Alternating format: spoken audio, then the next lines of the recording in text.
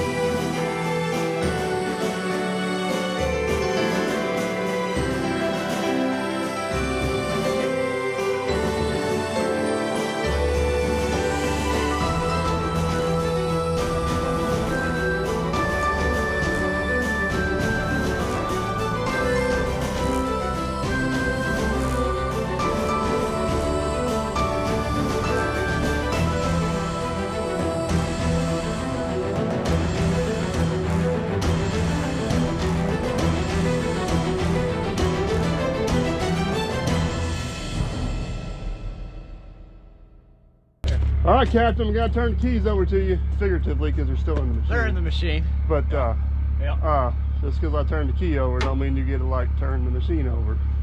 Let's just turn the key over. The only thing. If memory serves me correct, I'm having deja vu that ended up in a video that had a confessional at the end. Well, but it did launch your YouTube career. Well, okay, we got one. We're going to do a mirror inventory before you take off? I think it's just two. Hey, but we have to, I don't even know where it's at, but on this one we got to count the camera too. It's technically a mirror. It's got a nice camera. It does have a nice camera. It's got a nice camera. All right, guys, I got to go do some other stuff. I'm going to turn you guys over to him. Hopefully y'all come back in one piece and we'll get his thoughts on the machine. Take care of my peeps and my truck and Rico's equipment. That's a lot. I'm still here. He's asking a lot out of me. Speaking of a lot, you guys see this hair? Holy crap, I'm ready for this quarantine to be over. I gotta get rid of this thing. Yeah, we're gonna do some things. So we're hauling out shirt to a project I'm working at on my house. Alrighty, and this is the first time I've loaded out with this 145 excavator. This is a Hyundai machine, Hyundai, however you want to pronounce it. And I'm pretty excited to swing a little bit of material with it. Now this is, we call it shirt. We use a lot for base rock, for base material. Let's get that a little more throttle. There we go. It's pretty hard digging stuff. It's got some clay in it, some sand in it, some rock material in it, obviously. Now I've only loaded this out with the John Deere 120, aside from what we're doing right now. I've also used a loader a few times, but a loader has a hard time. You can only dig this stuff out with a loader if you kind of rip it up with an excavator first. It's pretty hard digging stuff. Anywho, I'm gonna stop rambling. I'm just gonna let you watch a little bit, but I'm curious to see how this machine performs for us.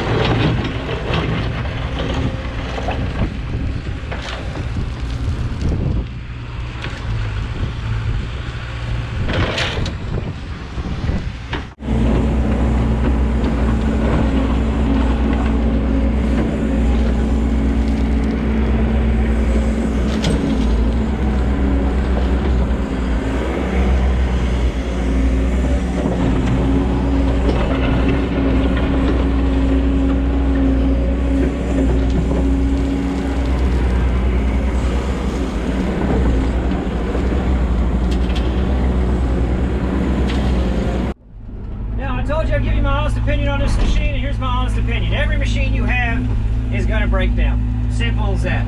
This machine is really nice. It's tight, it's responsive, it's really well balanced, but it only has 200 hours on it, so I would kind of fully expect that from this machine. That truck's loaded. We're going to walk this off this bench so where Mike can load it. So I would expect all that out of this machine having limited hours. Now, here's what I don't expect. Here's what I didn't expect. I'm going to tell you a little story. The other day, I made a very short video.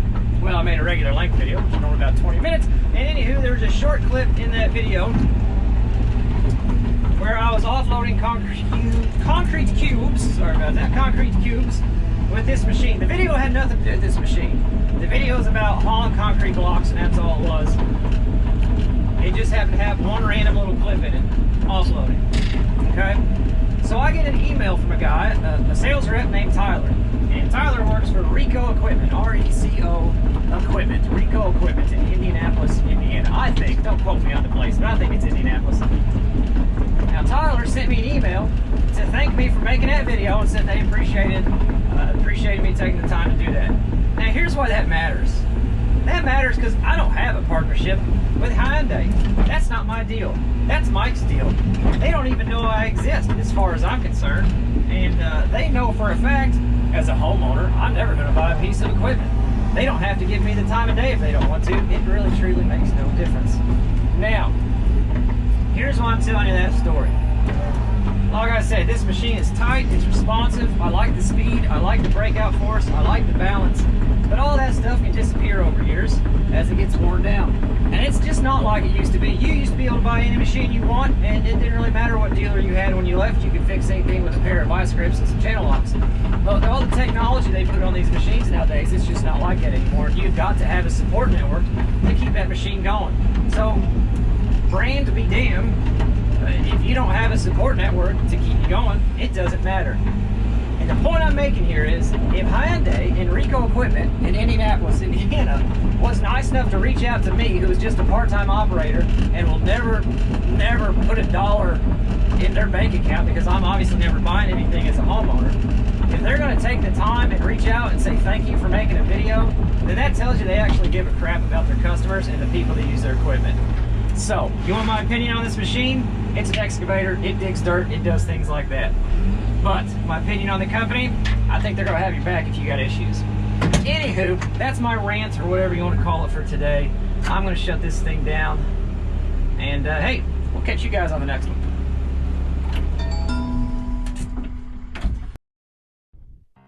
Alright guys, there you have it, Captain Kleeman's opinion on this. Our work schedules have not jived here about the last month or so we have not had a whole lot of time to communicate back and forth about this machine, so he was kind of operating this thing with a fresh mind. He didn't go into it with any preconceived notions that I maybe would have said in there, so I was just kind of curious what his initial thoughts were going to be on the machine, and I could not agree with him more. The relationship with the dealer is very important. For some reason, that's something I've really struggled with over the years, is having a good relationship with the dealer, and I've kind of almost gave up on it. And Rico's been a really good breath of fresh air. It's these guys, Tyler and Adam, and a few of the guys I met from the team. I've finally felt like I've been treated like I should have been treated all these times I've walked into dealers. So I can't thank him enough for that. This project here, Captain Kleeman's on. If you guys want to see a whole lot more of this, including some more thoughts he has on this machine, a little more in-depth, go check out his channel, Captain Kleeman, and he'll fill you in with what he's got going on and some more thoughts there. So glad he was able to give us those first couple little clips there. But we're going to jump and kind of go down memory lane here. Now that I've got about 30 hours on this machine, I want to look back at some of the jobs we did and kind of go into a little more detail about what I learned and what I thought about. Look, I got behind the scenes of Captain Kleeman there moving his camera, but kind of go behind the scenes of what we did with the machine and how it performed in different situations, and what I learned and my likes and dislikes about different features on the machine. So first up was the very first job we did with this. As soon as we loaded off the trailer, we went and did the tree clearing job. Alright guys, so a couple things that stand out from this job. This is literally the first day I had the machine, and what you're seeing right here is probably my first 15 or 20 minutes operating this thing. And what's really hard to see in this video is we are on a substantially steep hillside. So basically, whenever we got this thing off the trailer, the very first thing I noticed was how completely different the feel and the operation of the machine was. I call it hydraulic timing. I don't know what's the right word for it, but it just operates and feels completely different to the Volvo. I'm not saying it's good or bad or indifferent. It's just different. And what I've come to find out over time is in some situations I like this one, in some situations I like the other one. One thing I did learn through talking with Tyler and Rico is this thing does have a lot more adjustments where you can go and adjust how the machine feels and operates. So that kind of struck me off, kind of caught me off, not to catch me off guard, I don't know was the right word, but it was just different. And that's one thing I learned going back and forth between these two machines like this, is whenever you jump one right to the other, you really notice a lot of those little small differences. This was also my first experience operating a machine of this size with rubber tracks, and the pucker factor was pretty high on the hillside. It was kind of wet and greasy and slimy, and new machine. I was definitely kind of trying to take it easy, and this was definitely not an ideal situation for the rubber tracks. Now, the rubber track's not a Hyundai thing. That's just an option on pretty much any machine, but got a pretty good feel for that on this job as well. And also, we got to use the push blade on this one and kind of gauge the tracking power. Did notice some differences in how well the two machines push. The Hyundai don't quite have the tracking power as what the Volvo does, but it still does very well. Now, the next job we hopped onto was the Septic job, and right there was one of the cool features of this machine that I actually used quite a bit, and that's that level on the display there. That thing come in handy on multiple different occasions, and it also just kind of come in handy to know how far out of whack you are. But these septic trenches, the bottom of this trench needs to be dug level, even though we're on a hillside with a 12% slope. The bottom of that 3-foot trench needs to be level. Now, traditionally, I would have taken the 120 and just piled dirt up underneath one track and kind of got myself built up to where I was level. But with a combination of the push blade on this thing and that built-in level in the dash there, it actually made this job considerably easier to get myself leveled up and kind of get my bearings on what we were doing. I thought it was going to be a whole lot of extra trackling and maneuvering to kind of do this the way I was doing it, but it actually worked out very nice. This was also the first time we actually had the machine digging in the dirt, and really got a feel for how smooth the controls were and how they operated, and I was extremely impressed with that.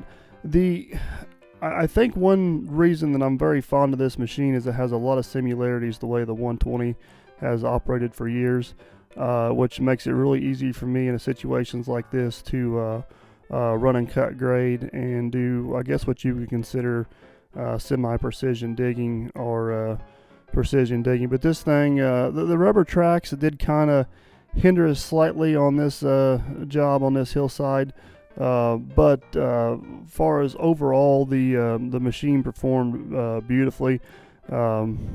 Easy to get in and out of on jobs like this where you're jumping in and out of the machine, and you can just kind of see how I'm setting myself up and leveling down through there.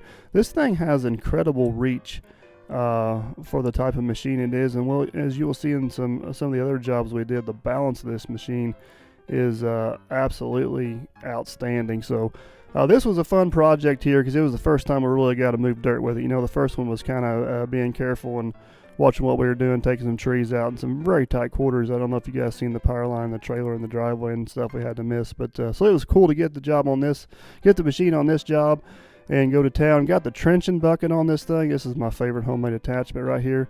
The trenching bucket. This thing had to be almost 70 inches deep, and this thing we had no problems at all. The old machine, it pulled the trenching bucket. I guess I should call it trenching knife, but it worked.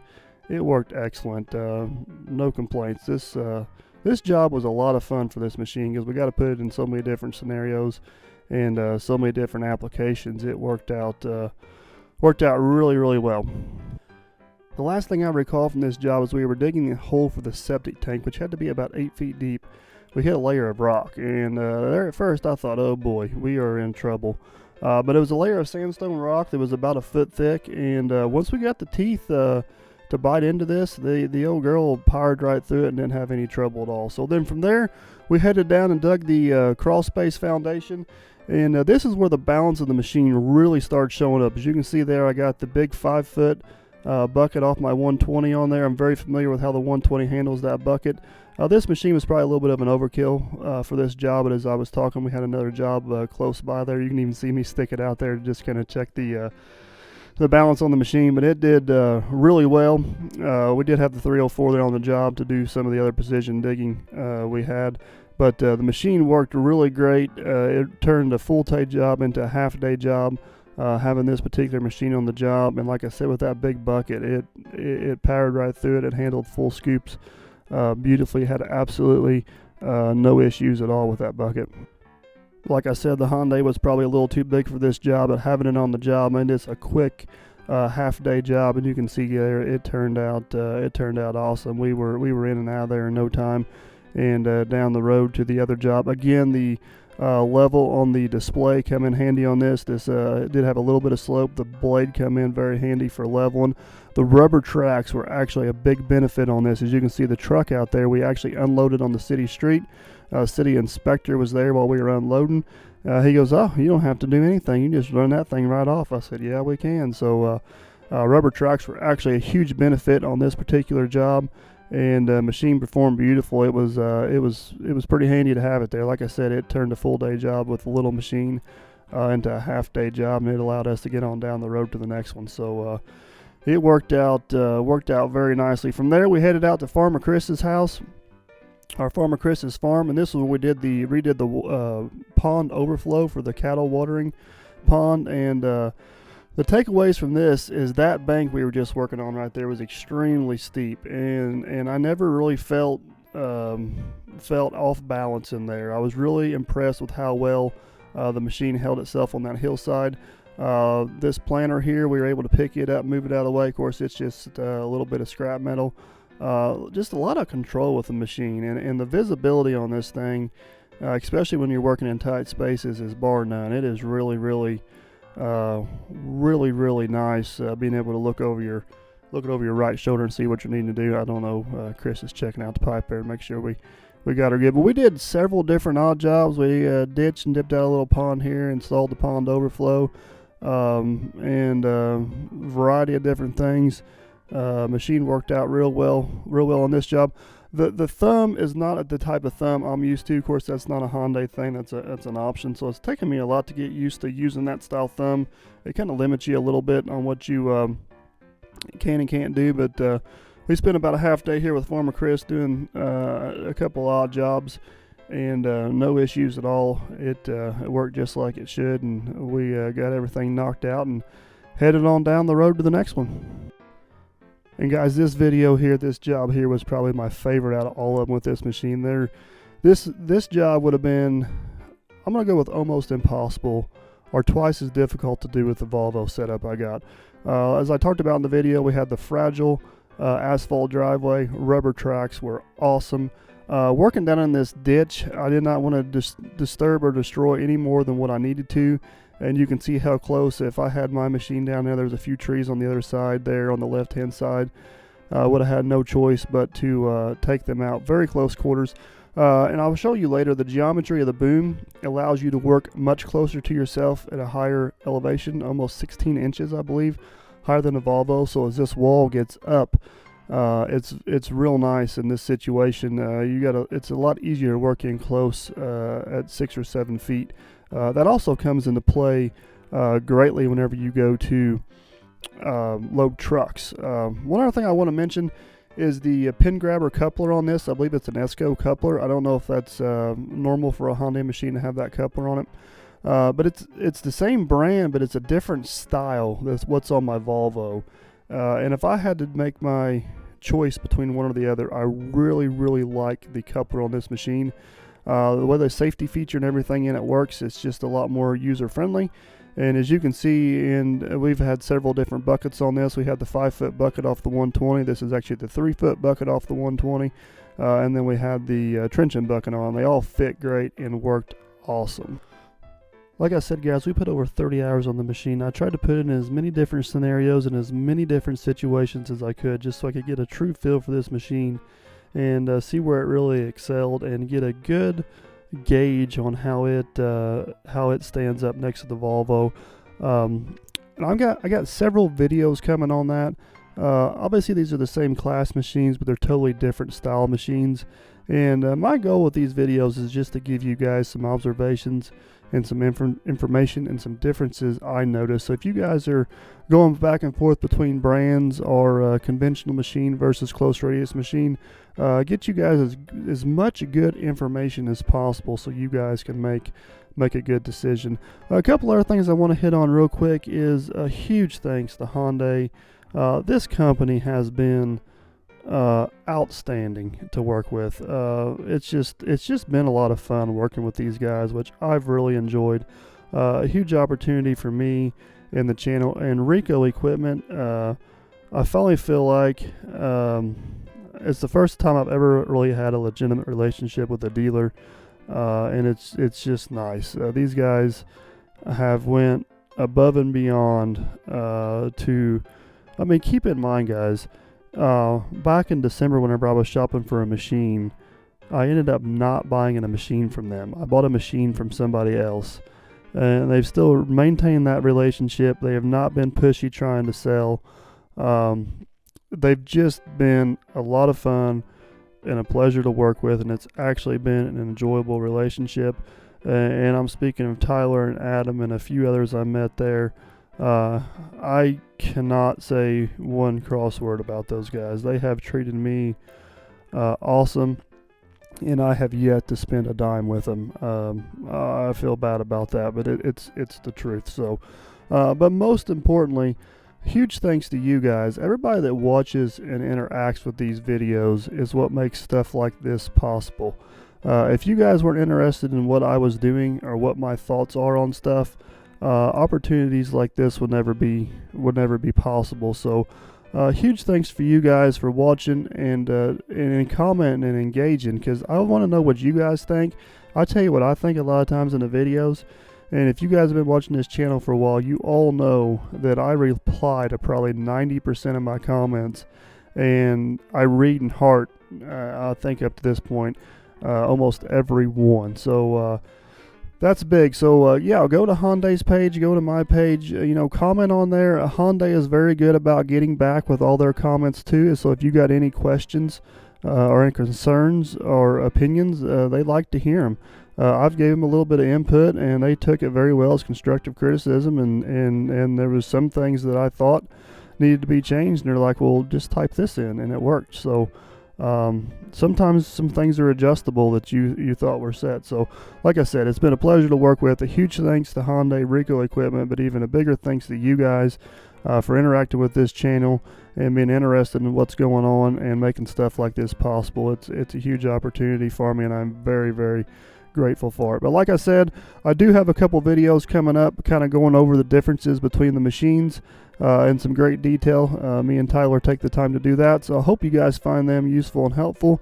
And always, guys, thanks for watching. Don't forget to like, subscribe, and comment. I hope you enjoyed the video. Comment down below. Let me know what you think about this series of videos, if you liked them, and if you want to do more stuff like this in the future if the opportunity arises. And guys, as always, we'll catch you on the next one.